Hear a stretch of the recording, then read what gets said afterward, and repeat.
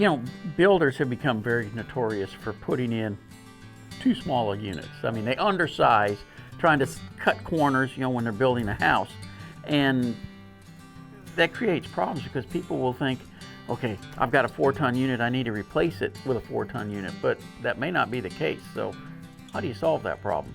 Well, first and foremost, we do a heat load calculation. Okay. So when you're inquiring or you're in the market to get a new system, our advisor is going to come out and perform a heat load calculation. And the size of your home is a factor. Right.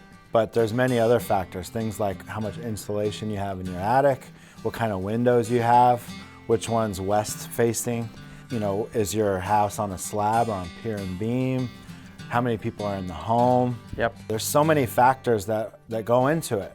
And there's a calculation that's done where we can get really, really accurate with the sizing. Because some people think, oh, I'm not getting enough cool air, I need a bigger system. Well, bigger isn't always better either. If your house can't support that much airflow, Right. a lot of ductwork is running through the walls and down the joists and things like that.